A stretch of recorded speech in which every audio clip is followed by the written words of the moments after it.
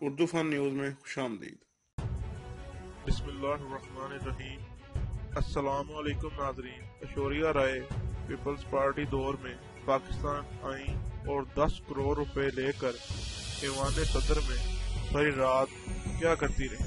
Senior ملکی صحافی کا وہ انکشاف جس کی وجہ سے ان کا پروگرام بند ہو گیا۔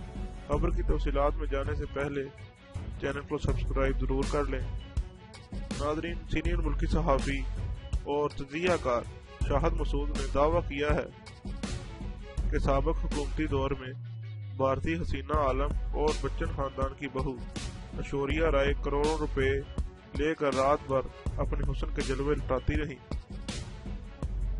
نجی ٹی وی چینل کے ایک پروگرام میں چند ماہ قبل ڈاکٹر شاہد مسعود نے انکشاف کیا تھا کہ یہ پیپلز پارٹی کا 2008 سے 2013 کا دور تھا جب سابق بھارتی مس ورلڈ 10 کروڑ روپے کے عوض پاکستان کے ایوان صدر میں ایک رات گزارنے آئیں۔ اس رات ایوان صدر میں کوئی تقریب تھی جس میں اس وقت کے صدر مملکت شریک تھے اور پیپلز پارٹی کے شرفاء کا ایک خاص حلقہ بھی موجود تھا۔ شراب اور شباب کی یہ محفل رات بھر وہاں سجی رہی۔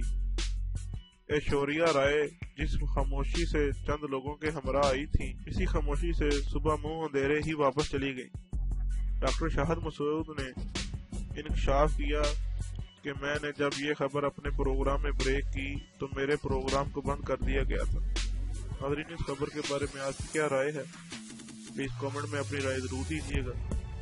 اگر ویڈیو اچھی لگے تو لائک اور شیئر ضرور کیجیے گا۔